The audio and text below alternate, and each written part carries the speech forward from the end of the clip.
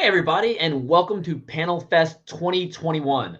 What a year. Over it, I had the opportunity to speak on an in-person panel with Katie, share quite a few beers with Erik, probably a little too many beers, have several great conversations with Josh face-to-face, connect with Chema virtually, and we immediately hit it off. And Larry, I still hope to meet you face-to-face in the new year after we've interacted so many times online. We will. Oh, we will. Absolutely.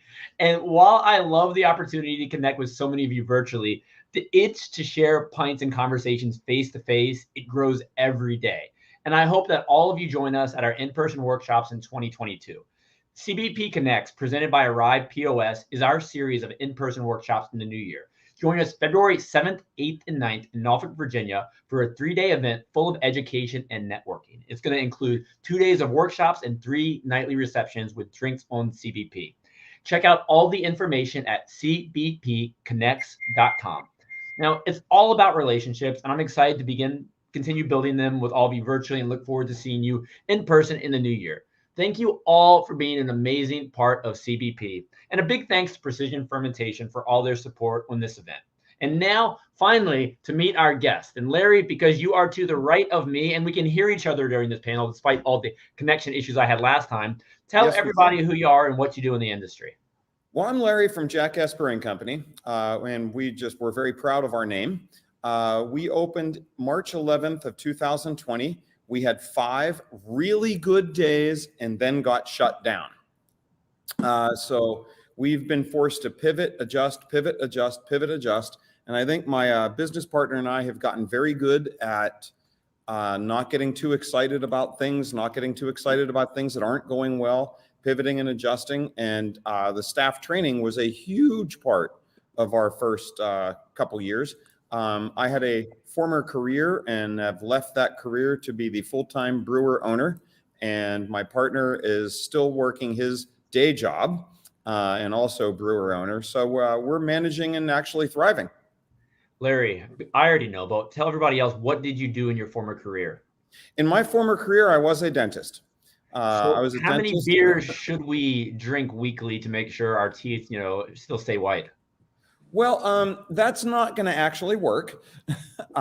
Although the hops keep things fresh. So I think hoppier beers help your gums be healthier. But I really can't give any more advice dentistry because I'm done.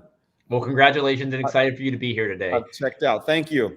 Josh, I wish we were face-to-face, but good to see you virtually. Good to see you as well. And tell everybody what you do in the brewing world. Yeah, so my name is Josh Lindsay, and my title is Brewery Educator here at Karbach Brewing Company in Houston, Texas. And kind of an out there title, kind of jack of all trades, master of none for sure. But I have a really unique role in the sense of all of my time is dedicated to education, kind of all the way starting or finishing, I should say, with consumer education, doing beer dinners, doing private tastings, things of that nature. But then working our way backwards, I work with our retailer partners. So whether that be chain buyers, bars and restaurants, and their staff, a variety of different people in that industry. Then I work with our wholesaler and distributor partners on beer education, how to sell, reasons to believe. And then kind of my first priority, which brings us to this conversation, is staff education. And that includes everything from our front of house retail team. We've got a pub, restaurant, and beer garden here on campus. But it goes beyond just front of house. It goes to working with our sales and marketing team on occasions and other types of education that is beer. And then even working with some of our brewing staff, running our future innovation committee, really just doing all the fun stuff and getting paid to drink beer and talk about it. Love it. Very excited for your insight today. And Katie, always a pleasure to see you. I think we've spoken for probably 100 hours the past few years, and we were on a panel face-to-face together at CBC, which was fantastic. What's that? Give everybody a little introduction for yourself. My name is Katie, and I am the general manager of Ska Street Brewstillery in Boulder, Colorado. So we are a brewery and distillery on site. Our parent companies are the famed Ska Brewing and Peach Street Distillers. So we have over 30 years of combined history in business there between those two companies. But much like Larry, we opened March 16th, 2020. The exact day that Governor Polis shut all bars and restaurants down in Colorado. So all we had was staff training to go off of, really, and some soft opens with our original crew. And we have gone through peak valley of growth and pivoting and rethinking and all of the things, but all of the while keeping our same staff. So for the first time since we opened in 2020, we are now just hiring people to join the team. So we were able to bring back original crew and keep a core unit together, which I think is one of my personal win column items in the last 2 years. Absolutely. Thanks for joining us again today. And Chema, you're up. Where are you today? I am, and I'm transmitting right now from San Jose, Costa Rica. And so probably I'm the furthest one away right now. And yeah, my name is Chema. I am an advanced Cicerone, and I work as a business development manager for the Cicerone certification program. And so I deal with a lot of breweries, restaurants, hotels, and help them get their staff certified with us. Also very passionate about beer, and I just want everybody's beer to taste better and to be better served. So I'm super open and sharing knowledge and everything, and whether you want to join the program, which I think personally that it's great, or not, I'm here to try to help everybody out understand beer better in the best way I can. Awesome. Well, appreciate you joining today. And I appreciate you giving me the nudge, because as of yesterday, I am finally a certified beer server. So yeah, well done. I was a little nervous when I took that exam. I felt like the whole process was a little bit like, when you're trying to renew your driver's license, you know how to drive a car. I'm a very experienced beer drinker, but there's certain data points and numbers and following distances that no one remembers. And I kind of felt like that yesterday when I was trying to remember the specific details of some of the beer styles, which I hope to never forget. So thank you for giving me the nudge there. Good job. Congratulations. Thanks. And Erik, last but not least, how are you today and what do you do? Doing well. Thank you. Up here in sunny, warm Buffalo, New York. I own and operate Beer by Coleman Craft Beer Concierge. Been lucky. My dad got me into craft beer about 25 years ago, starting a home brewing club, and they built like the equivalent of a 3-barrel brew system in my parents' garage. So I was able to cut teeth on that. But what I do is I help open up and or operate brewing companies, distilleries throughout Western New York State, and the country. Everything from the brewing side to a lot about what we're going to be talking about today with front of the house training, back of the house, policies, procedures, efficiencies. I am also the director of Trocaire College's Brewing Distillation Fermentation program here in Western New York, and have the good fortune of sitting on the Western New York Brewers Guild as a liaison to them. Well, Erik, thanks for joining us today. Looking forward to having beers with you again soon. Now let's dive right in, everybody. Your team is the face of your brand, and they have the ability to build so many great relationships. I want to talk about day one, when someone is first hired. I'd love to hear about the processes that you have in place, at your breweries when someone is first hired on. And Josh, because you literally just left an orientation meeting, I think you're the one who needs to kick us off.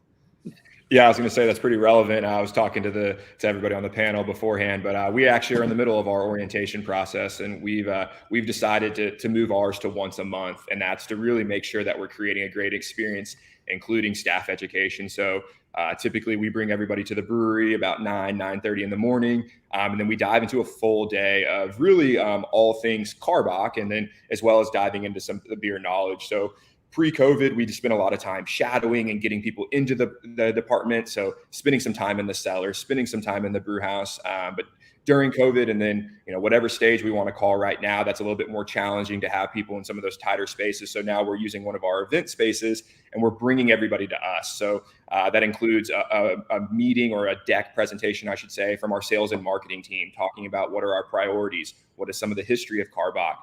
Bringing in our operations team, meet the brewmaster, meet the director of operations, meet our EHS, our environmental health and safety manager, and talk about safety protocol. So essentially, we're giving everybody a pretty quick 30 to 45 minute brief of heads of departments, and then kind of what they do. So that way, our staff's about 230 people, and it can be kind of intimidating to know who to go to.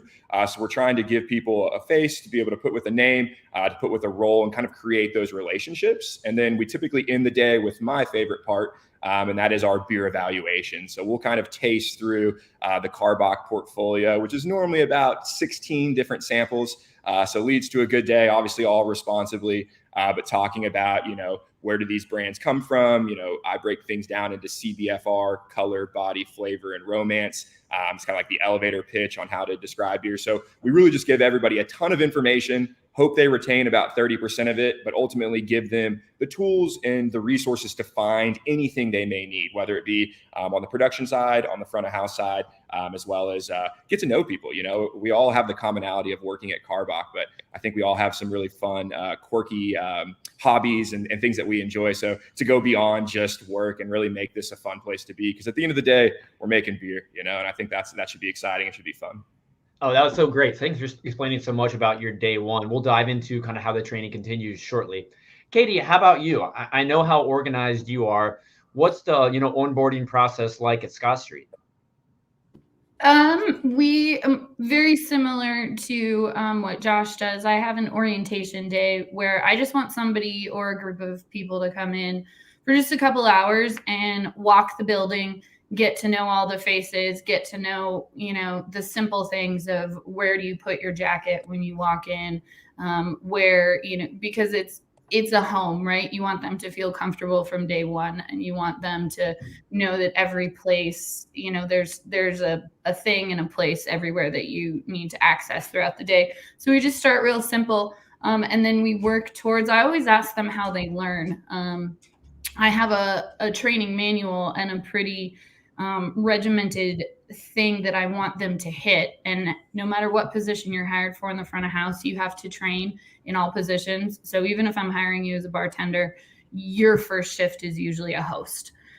Because if you are not, we're a brew pub, not just a traditional tap room. So I want you to truly understand every job code and every role, because A, you can help each other better that way. And then B, it only helps you as an operator of a business, because if somebody is sick or somebody is on vacation, you have a lot more flexibility with your staff.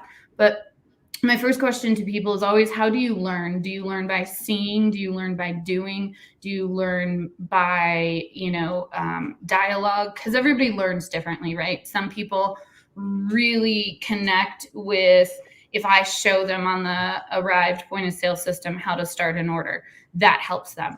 Or somebody might rather I tell them and they do, right? So I think it's super critical to really understand how that person learns, because then that way you can take that method and let their assigned trainer know how best they learn, so that if you're behind the bar, this person learns by making cocktails. So I need for you to spend the evening telling them how to make all the cocktails versus showing them how to make the cocktails. Any way that you learn is okay. That's the other important thing, is that tell any of your new hires, I am open to teaching you however you learn best, because my end game is for you to motivate you through the training program so you can get on the floor, so you can make money, so you can be a part of the team. So that's where I start. And then I kind of take the path of the training manual from there. I love how you can adapt to someone's learning style. That's absolutely fantastic. And one thing that resonated with me that you said earlier is that you show them where to put their jacket. Like literally, that is something so simple. But, so often the craft beer industry, just because someone's worked in hospitality before at another brewery, I think we often assume they know what to do. So why do you focus on something so simple as where to put your jacket? Because if you don't have a welcomed place and pattern, it's, the same concept as I come home every day and I put my keys on the same table. That you can start your day off right if you belong, if you're comfortable, if you have a space to put your things, and to understand that you're a part of that team, you're a part of that family. It sets the tone, and it makes people feel like they have ownership, they have buy-in, they have a place, their things have a place. And it's a super simple, but it's hospitality to your staff, right? You're in the hospitality business, but you also need to show your staff hospitality as well. No, that's extremely important. Now, Larry, on to you. I'd love to hear about what the process is like when someone comes on to your company. It's been an evolution, as you could imagine. When we first opened up, we had to pivot so much, and we had to lay some people off right away because we were shut down. So it's been very, very difficult. However, we've got some consistency to what we're doing now. We actually very recently updated and completed really specific detailed training manuals for each position. When somebody comes on, we have what we call Jackass certified trainers, the JCTs, a few team members that embody what we are about and bring the personality. So the new person is buddies. They're buddied up with this trainer for a period of time, depending on when the trainer feels that they are ready to fly on their own. I love that we have Cicerone people here. We just yesterday decided that my partner and I and our management or executive leadership team are all going to become Cicerone certified within 6 months, so that we can further educate our staff. Now, you said that on camera, so you have to do it now. I have to do it. What we do, we have jumpstart meetings before every shift, and I'm usually here for every one of those. What we'll do, because people learn information in little dribbles sometime better than a data dump. So we have a new beer on, we'll sample it, taste it, and talk about it, and give them sort of the data points that we want them to hit in a description using the Cicerone notes. So that they can put their own personality into it, but hit certain keywords. We have full team meetings, tap room, kitchen, and brew staff, which is my partner and I, once a month. It's about an hour. I found that the staff can really only listen for about an hour to an hour and a half. So we run ours about an hour and 15 minutes. Just updating everybody what's going on in the brew room, what's going on in the kitchen, what we're doing. And then we always have some sort of beer education segment.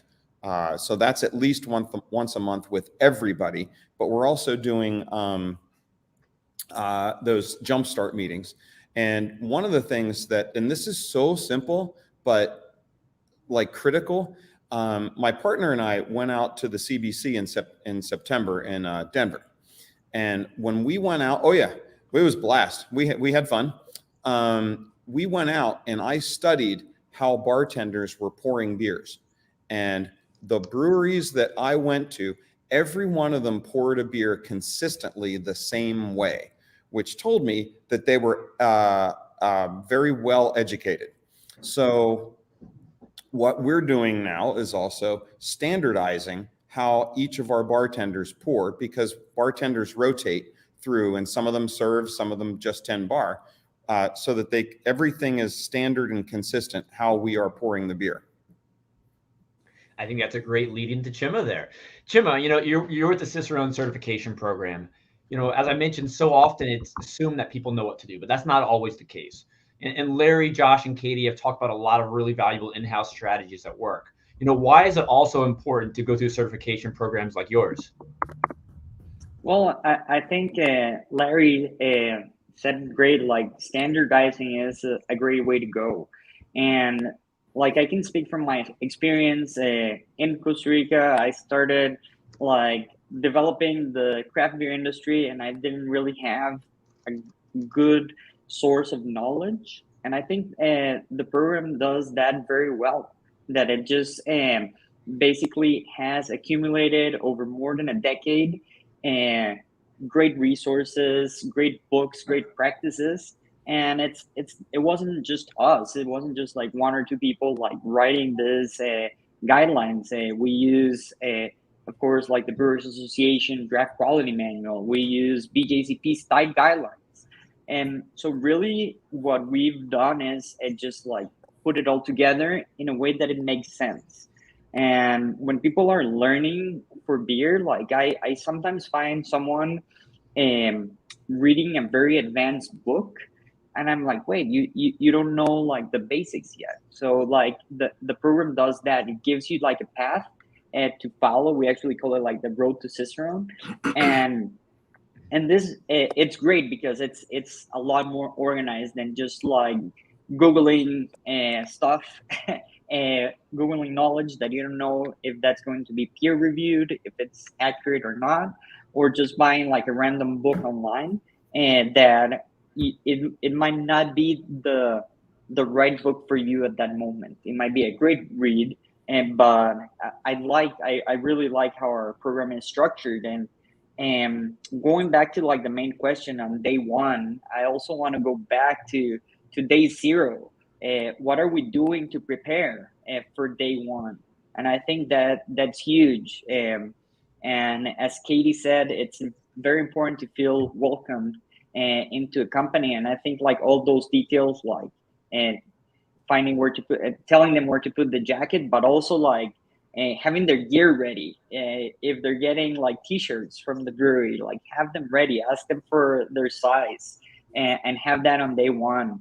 If they're getting a laptop, have that ready. If they need an email set up, like, wow, from day one my email is already set up and I don't have to wait a month to be in the loop of what's going on, or the brewery, or just like sending work emails from my personal address because that's not ready. So depending on what role they're going to have, like just think of like what they need, what's the kit. And I think that if you don't have time as a manager to do that, you don't have time to like hire someone. So don't hire them yet, because like I know we're all busy and everything, but doing it right and getting that first impression goes a long way.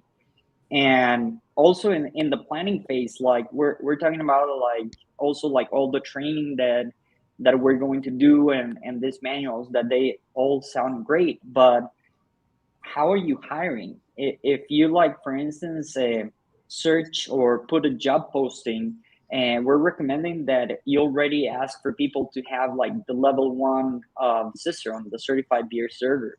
And that's a great way for you to get like qualified personnel that already know the basics about beer, and there will be a much more open, and like as Josh said, like, okay, here's the lineup of 16 beers. If they've just had lagers and you give them 16 beers on the first day, I can feel like that would be really intimidating, and all of those flavors and everything. So I think that just adding the correct requisites for like the job posting could help get like the correct people and everything. And hey, maybe no one shows up with the requisite, but like at least let's try that, and if it does show up, then it can go a long way. You gave me so many great points that we're going to dive into deeper in this conversation. So this is already a great one. Now, Erik, how about you? What are some of the recommendations you have? Because you're super knowledgeable on both the front of house and back of house things. When you work with a brewery, what do you like to see happen at the start when they hire someone on board? That varies a little bit depending upon the size of the brewing company, and it's evolved thank you to COVID and all that it has taught with us how to help adjust and adapt. Everybody here has made some really great points. A couple things. Making sure that when the staff is getting on board, or that the ownership is ready to help deliver what the mission and vision is, or at least what is their why, to quote Simon Sinek. And then with that, making sure that has been embedded into the training and permeates everything. Because this is something you hear from many people, your staff is your first line of defense. They are your number one brand ambassadors. You have a marketing team that you have at your disposal to utilize to help deliver the message, create the ultimate experience, things like that. And so making sure day one that the ownership is ready to bring them on, as much as you want to make sure the staff is ready and you have things set up to train them. When it comes to the training, I utilize a lot of different techniques. I rely also, in addition to everything I've done, I spent a couple decades as a teacher and administrator in the educational system, where I have the manuals, and pretty much everybody, when we set up the training, everybody, you got to make sure it's consistent. You want to have, as much as you're giving compassion and empathy, you want to have clear communication, and you want to make sure you're always following similar processes and steps, so there is no miscommunication. You have your onboarding material, your employee handbook, whatever position they are.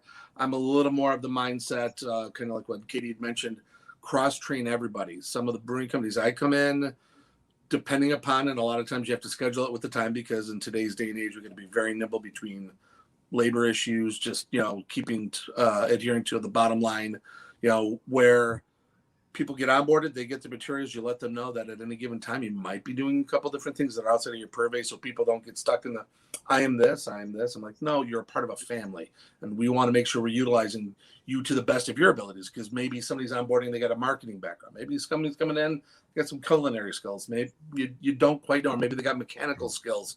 That could be huge in a brewing company, depending upon what's needed back there. So you have a set of materials that you are training them, so they understand your nomenclature, understanding and taking your culture, embedding it into their own consciousness, and then working with that, and then getting them trained in the various positions. And kind of like what everybody kind of said here, yes, you have your manuals. You're going to walk them through so they get the hands-on, and then as you're having them assigned to a trainer, or if it's a small operation, the manager's there, making sure that, okay, I've done my homework when we did, when you've done the hiring. So, okay, this person's coming in with this kind of a background, You ask them some of those prerequisite questions. You're like, what works best for you for learning? Because you're going to get the handbook, you're going to get the material, you're going to get the presentation. But if you're more of a visual learner, like I am, it's like, this is fantastic, and I'll read it and I will go back to it. But let me see it. Let's hear it. Let's walk it. Let's smell it. Let's do it.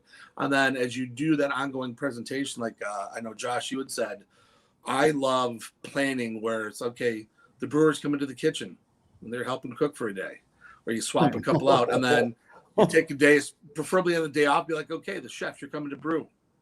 We're going to do a pilot batch, bring some ingredients you want to play with, and then you try to integrate the staff. I love it. And as much as they give resistance, they actually do enjoy it. Brewers behind the bar. We all take it for granted in this industry, the access we have to brewers and the people we get to hang out with. But the general public, who do really have an appreciation for craft beer, and those who are learning, for them to meet a brewer, it's like, oh my God, I love your beer. And it's like, a lot of times people take that for granted, but it's like you have a guest bartender and it's a brewer. Now, you don't leave them hanging. You walk them through a little bit, make sure they know the basics. But adding these little things into the bag of tricks, as we all have them, and I've heard some awesome stuff here, making sure you have that. So you got them coming on, you go them through the steps and the processes like everybody does, but then you implement these other things as you go on. So therefore, you're constantly evolving and adding to the education, things like that. To what Chema said, I run it through my brewing school, and anybody that I come on board as a consultant for, I make it mandatory. You're a level 1 Cicerone. Like, you will go, I'll help you study it. The owners, it's worth the $69 or $74 or whatever it is now. They have to do this because it's going to eliminate, potential foam issues, which could drain a, fifth of a keg before you know it. People not paying attention and getting the faucet in the beer, or, just cleanliness behind the bar, delivering that message in a very eloquent, efficient way, because they got the training from the company.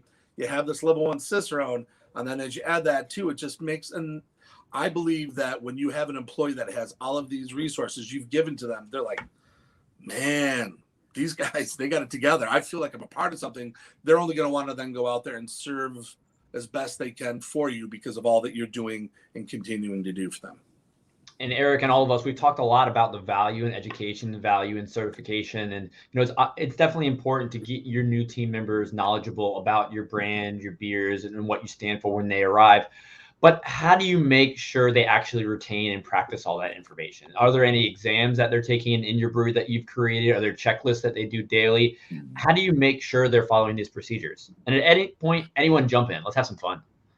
Yeah, no, I mean, just, then I want to turn the mic over because I want to hear everybody else, because as much as I love giving, I love receiving, because I'm like, oh, I like this from Larry, or Katie, that was awesome. I'm taking my notes as I go on. A couple things. Also, the training isn't just for your staff. I run a manager leadership culture training. It's about 3 hours. I built it.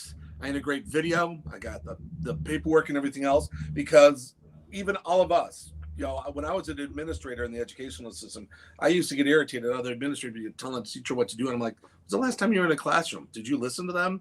Or it's like, as a manager, I was like, when's the last time you were on a floor on a busy shift trying to talk about the beer? You got this problem. You got this problem. The keg's foaming. I don't know what to do. It's like, there's helter skelter in all of our lives. So it's like making sure those managers are equipped. So you take ownership, and everybody's like, let's go through this.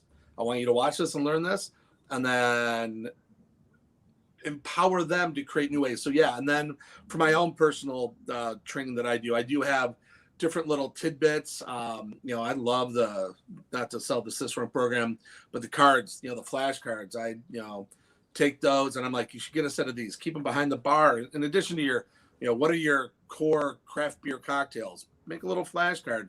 So therefore, if somebody forgets, whatever, little tips of the trade. Also, it sounds corny, but two things, and then I'm going to turn it over, is to Larry. You talked about it.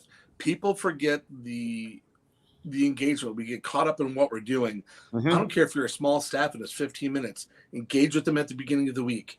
Okay. And it's not just telling them. Anybody can walk in and tell people what to do. And I think for all of us, as we can say, because we've all been out there training and working with people. And when I get trained, I like to become a part of that conversation. So it's like, Larry, I know you do it, but if you have a manager go out and train, it's like, listen, okay, team, here's the thing. Sally, what's our topic for this week? Knowing it's St. Patty's Day coming up. Okay, alcohol and awareness is our key takeaway this week. Tom, how does that look like? Jim, what do you think about that? And then you incentivize them. I tell managers, get a cashier of your local Tim Hortons, Starbucks, Dunkin' Donuts, gift cards, or a few scratch. I'd be like, somebody recognize that. It's like, hey, you stopped an over serving, or you found a wet spot, and you do those pre-shifts. Even though people hate pre-shifts, it's like, you tell them, I want to make sure I'm also listening to you, because then people are answering each other's questions. Be like, okay, real quick, who has a problem? Who has a question? Because we all know, we tell you, check your stuff at the door, because you're here for the guest experience, but you want to make sure that they're in alignment to be able to go out and deliver that best message. So I know, like, those pre-shift meetings, as much as they can become a pain, do it. That little extra motivation goes a long way. And Erik, I had a meeting locally with a brewery here in Virginia that hadn't had a team meeting before. We were just talking about strategies to motivate their team, and they haven't given any sort of rewards or recognition or anything like that. So I said, hey, what's going to make you do a better job? What's going to make you sell more to-go beer on the weekend? We went around the table. You know what motivated them? All they wanted was a $20 Chick-fil-A gift card. They wanted a fancy chicken sandwich just to sell more beer on a Saturday afternoon. So like you all mentioned, just simply ask them to get to know them. There's so much value in getting to interact on a more personal level with your staff. And I'd love to hear some of your other, insight into, how you keep your team, following these procedures. Well, see, that's interesting. A couple of points, and I just want to jump in real quick. We do, as I said, our jumpstart meetings every shift. It's not tedious. It's 5 minutes. Everybody has to be there that is working in the tap room. And if somebody's coming in later, they're assigned a buddy to clue them in. We also track certain key performance indicators every week. The executive leadership team tracks this data. One of mine is beer sold and to-go beer sold. So I noticed a little dip in the fall. So we had a contest with podium finishes, first, second, and third. Who was going to sell the most to-go beer this week? Go. Love it. And we gave a $20 gift card, a $15 gift card, and a $10 gift card. We sold $400 more to-go beer that week than the previous week. And what happened was habits started to form. The statistic is from the Brewers Association. If you have a trained bartender server, and, I see you enjoyed this beer. Would you like some to go? 64% of the time, the guest says yes. You've increased your beer sales by that one simple question.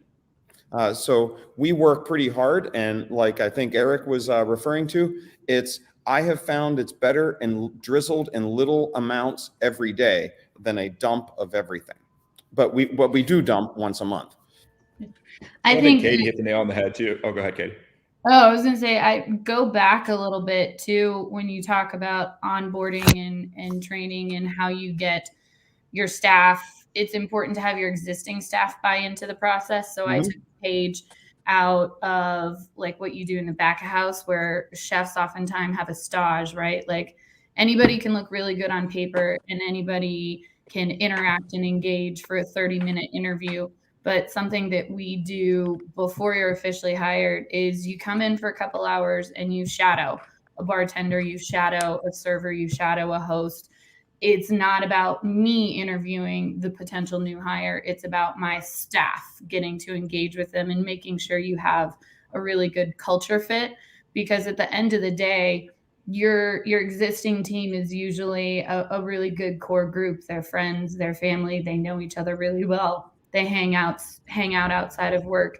And so when you bring new people in, it's important to make sure that your staff is bought in too, because to be honest, they're the ones that are going to really do the day in, day out training of that new person. So you want to engage them in that way. And so we always do it. Hey, after the interview with myself or my assistant manager, we say, let us buy you dinner and some drinks and come hang out for a couple hours, meet everyone else on the team, make sure you like the vibe, make sure you like the flow, make sure that it's really a place that you want to be, so that it's a joint decision. It's not me always offering a job. It's a joint partnership decision that you're going to join this team. You are going to be somebody responsible for driving the sales and the success of this business.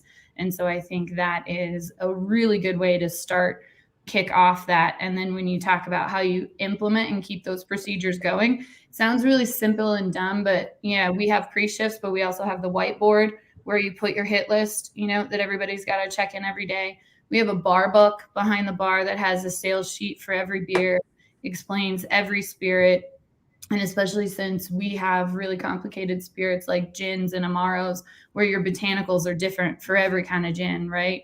Or your amaros, are they a more sweet or, bitter kind of spice amaro?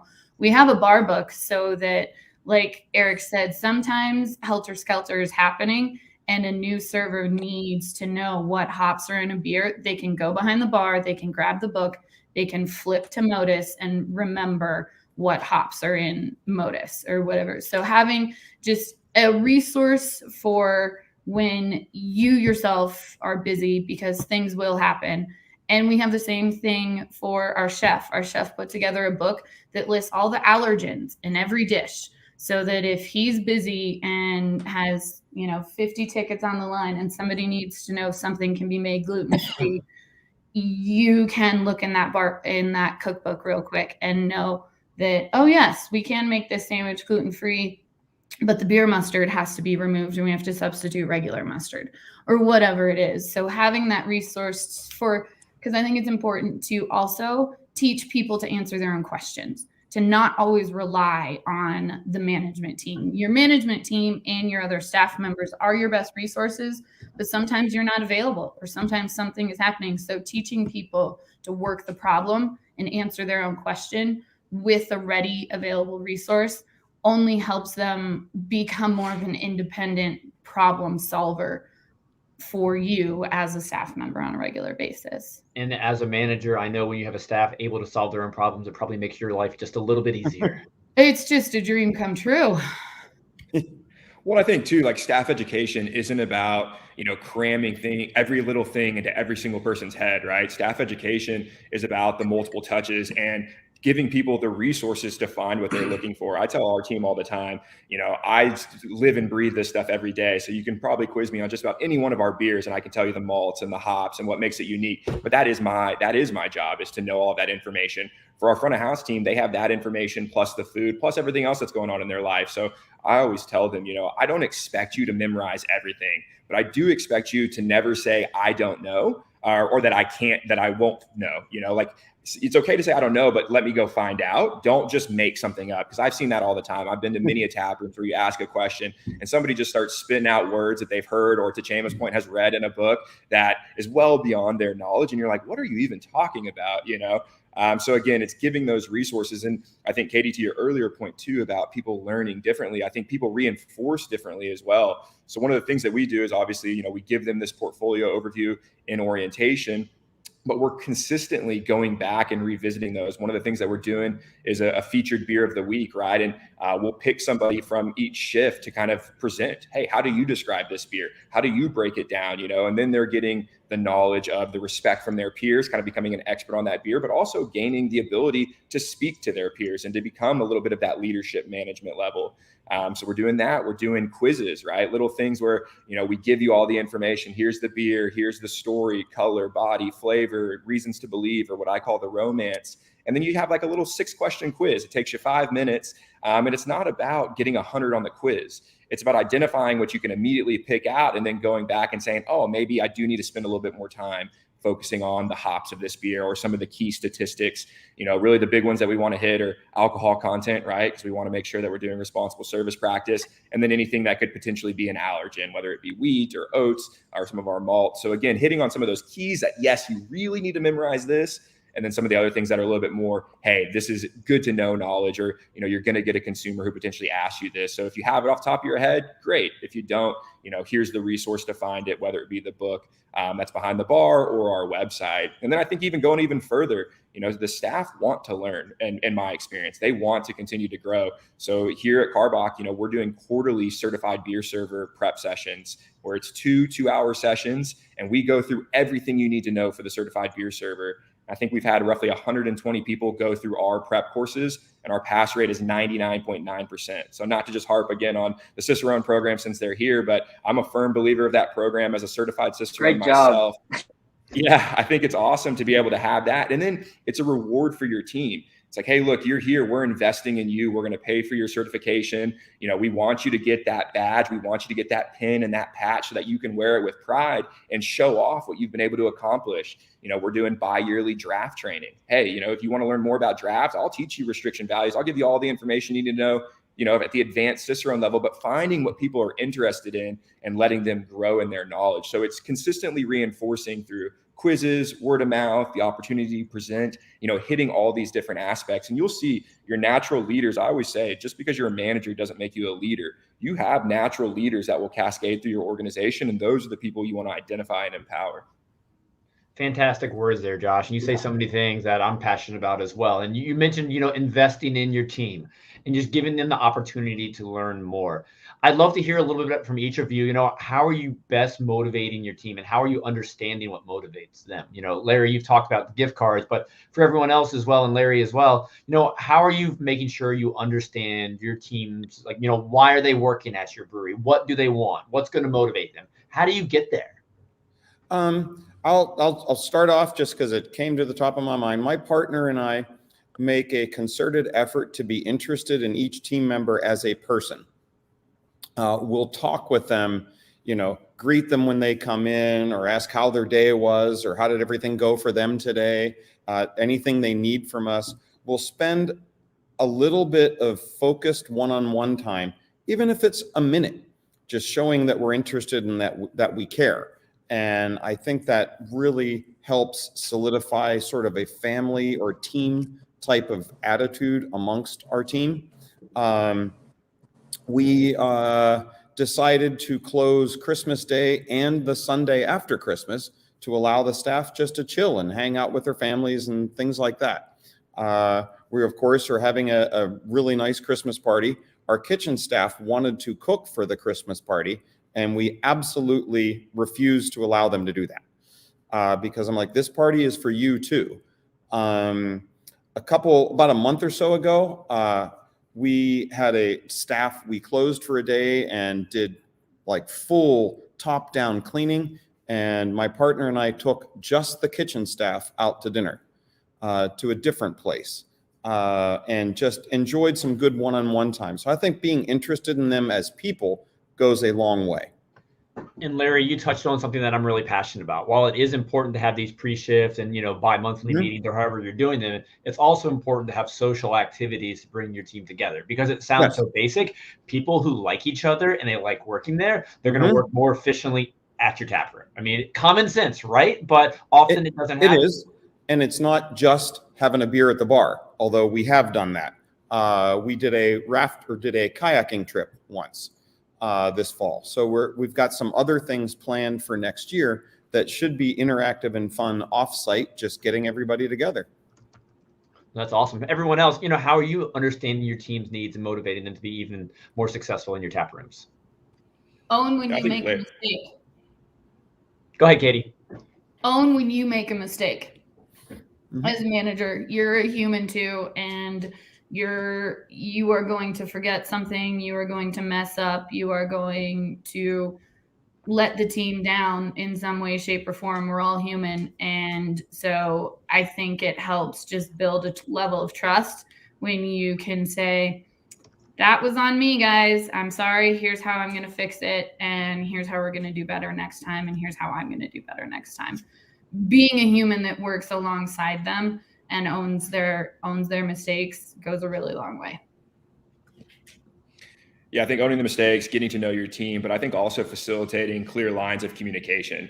Most of the time to figure out motivation, you got to talk to your people, right? And I think it goes beyond just your line manager. So, here at Karbach, we're doing company-wide, typically 2 a year. We'll shut down the entire facility and do a big event, whether it's offsite, going to the Astros game. Hopefully they'll pull home the World Series and bang on a couple trash cans along the way. Or if it's something here on site where we're hosting it, so a variety of different opportunities to get people together outside of a work environment, but in a work environment, fostering communication as well. Whether that's a weekly touch base, whether that's an informal conversation. I've bonded up with a lot of our team through just shift beers, right? Sit at the end of the day. As much as I'm ready to go home, I can let traffic die down a little bit and have a beer or two, and trying to sit with different folks, different departments. We see all the time, the retail team all sits at the same picnic table. The brewers, when they get off shift, they all sit at the same table. So intermingling that, hey guys, did you know Larry also likes to grow mushrooms, and kind of putting those people together. So facilitating those conversations on an informal setting, and then formally, doing engagement surveys. As much as, surveys can be really boring and tedious to go through the results, having ways that people can anonymously share, I like this, I don't like this, getting a temperature check. Then when you're instilling different things, different reward programs, is that working? You have a measurable thing. One of the coolest things that we've done here at Karbach is our general manager, who's also one of our founders. He does a weekly, I think he uses a platform called Pigeonhole, but essentially it's an anonymous kind of like reporting app, I guess you could say. And so people throughout the entire company all week can submit anything they see, whether it's like, hey, when are we going to get this pothole fixed in the parking lot, all the way to, are we going to be eligible for bonuses this year? And it's anonymous, and he responds to those every week in a company email. And I think that's cool, because then you have, your dishwasher being able to have a clear line of communication with the GM.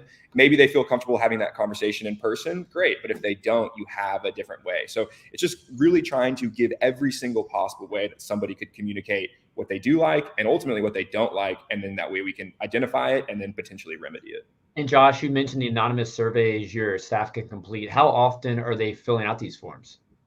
So typically we're doing those twice a year. One is much shorter. It's probably about 5 minutes, just real quick, take a temperature check.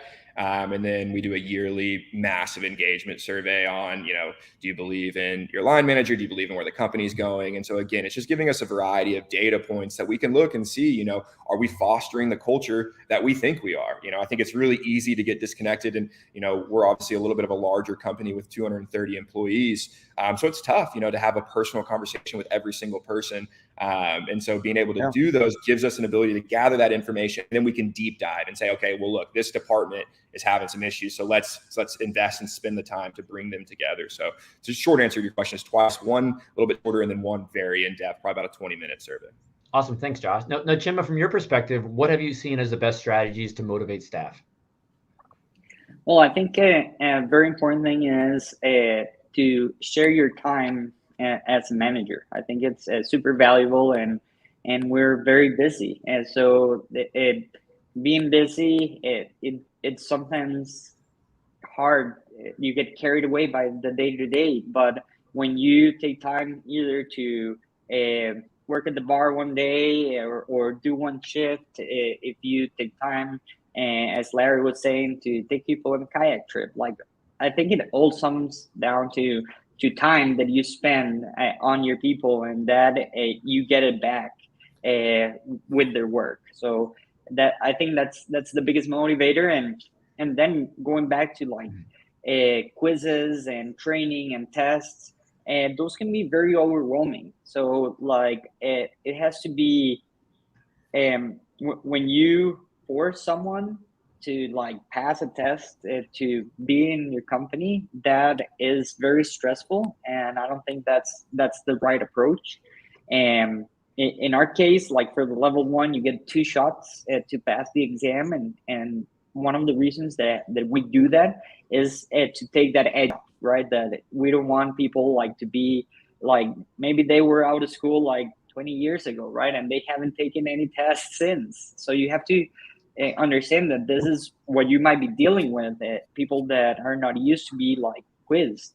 And so that has to be like, I work with a lot of companies on motivating people to make sure that their staff feel comfortable and that they're excited to learn the knowledge. If they're not excited to learn, and they're going to do a lousy job, or they're just not going to do it. So like, I think that step 1 is motivating correctly, and then step 2 is bringing that on.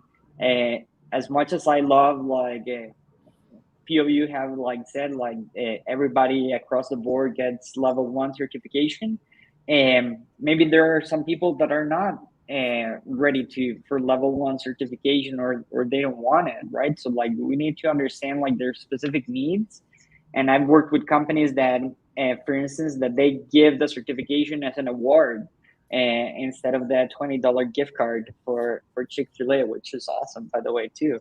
But if you give the test as an award for performance, then that gives a whole different perspective on, wow, like, oh, Josh got already his certification and he has his pin, and I won one. You know what I mean? So like, and the training and takes time and it takes money. So like, people should be aware that like that they should not take training for granted, right? And I think also that in terms of training and time, like at Cicerone, like I'm not going to go in depth about like all the products that we have, but we're here to train your staff too, like if you don't have time. So there's a lot of companies that are like, just like, hey, Cicerone, help us out and do some training for us. We've even gone and introduced like some PDFs from like company beers into like our website. So like, if we do have like some custom solutions, it's not typical that we do that, but hey, we're willing to talk with you and everything, and just think of us as a support program that we can come and help you out if you're tied with time. I know that the time is very, very hard these days, and I would rather you take your time to like go on a kayak trip with your staff than teaching classes, especially if you need to develop a course and you're a startup. Mm-hmm. And I think that those are the great cases that it's like best just like to take like our online course. And talking about our products, we do have a book that I don't think it's very popular yet, but it's called Introduction to Beer, and that is our most basic book. It's great it's an ebook, you can download it, and it's great if you're not doing training with us, if you don't know what Cicerone is about, just read this book. It'll take you like 1 or 2 hours, and it has some great features. And this one, as I mentioned, like one of the things that going one step at a time is very important. For instance, in here, when we talk about malt, we just give like these descriptions: white bread, cracker, toast, caramel, chocolate, or coffee. So like, when we're at the first stage, we just want people to describe beer using those like 6 descriptors, and that's it. Don't go more in depth than that, because it will be confusing. And so it's great to have this as a resource. There's a coupon to download that for free for anybody that's listening today, and you're free to share it. And it's Intro to Beer 20. So if Andrew can add that later on the comments, that would be great. We got it in there right now, Chema. Perfect. So you guys can check it out, and that's a little freebie from us at Cicerone for today's presentation. Appreciate that insight as well. And Erik, I've got one I'd love your feedback on. You know, there's so many brewery staff that I speak with about the disconnect between front of house and back of house. I hear this from both sides. Why does this disconnect form, and what strategies do you recommend to overcome it? We can all probably attest to this. People get stuck in their ruts. Things get busy. They get going. Next thing you know, Monday becomes Wednesday, becomes Thursday, problems, and we all just get into our lanes. Everybody here has talked about different ways where you can kind of energize and jazz up the staff.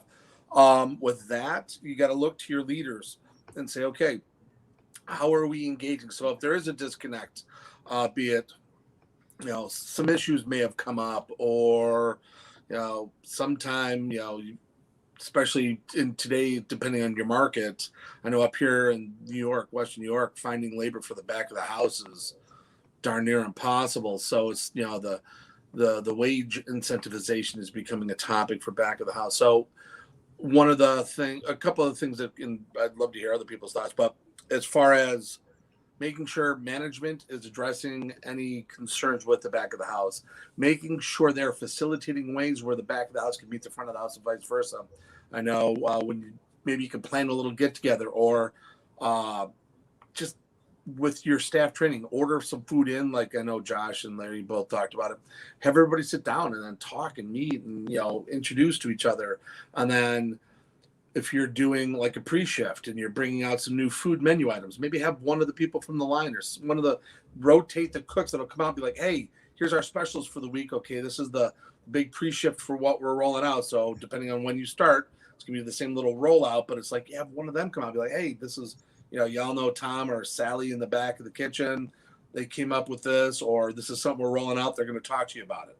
And then it's like, okay, here's what their thoughts are. And then here's some of the things we're maybe going to pair with it. And then by just including them in those conversations is taking a little bit of the mystique out of who they are and helping just really, codify the relationships with the staff. I think there's been a theme going on this past hour about just having a welcoming company culture and just that positivity that radiates through everybody. Yes. I hear it, all of you. Any other suggestion for building that bridge between front of house and back of house? Real quick from my end, because that's something that was an absolute pet peeve of mine.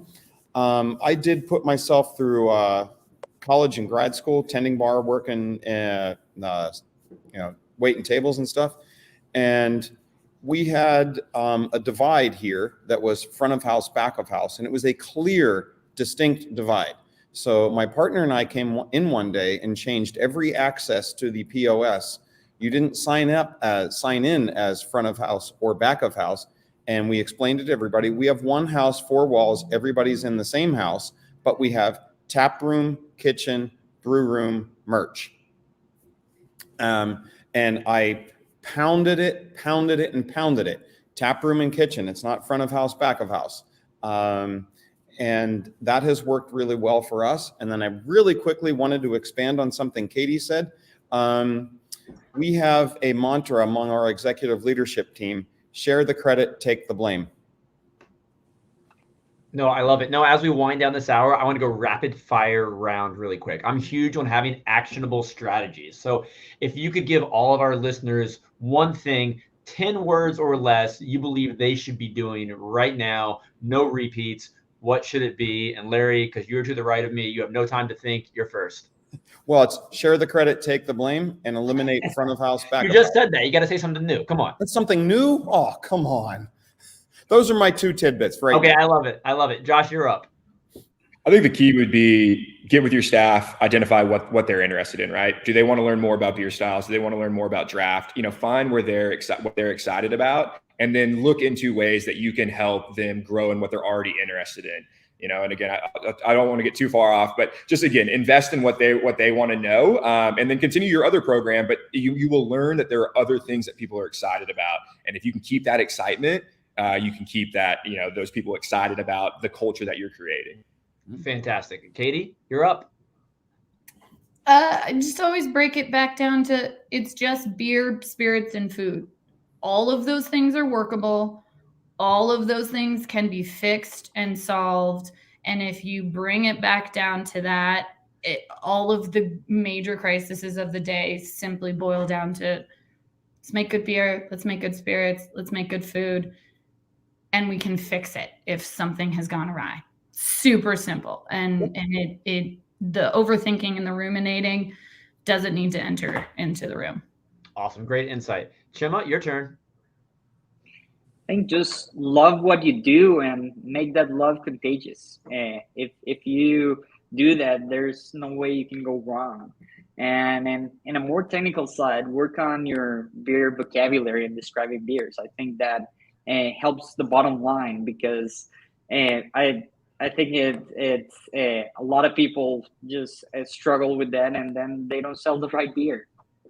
In going through the level 1 the past few days or past week or so, I've always loved the term horse blanket, but going through the vocabulary of Cicerone, it made me want to start using the term goatee a little bit more. So I'm going to work on my vocabulary as well. Last but not least, Erik. Oh, everybody said some awesome stuff. Empathy, compassion, communicate, just talk to them, get to know them, be one with them, from manager to whoever's bussing the tables and sweeping the floors, and back up to ownership. And that's how you build that cohesive unit. That's a great way to summarize it all, Erik. And Larry, Josh, Katie, Chema, and Erik, this has been a blast hanging out here today. I hope everybody found a little insight. Awesome. Thank you all. Everybody enjoy the rest of Panel Fest, and we'll see you in a little bit. Thank you, everybody. Sounds good. Cheers. Have a great day. Cheers.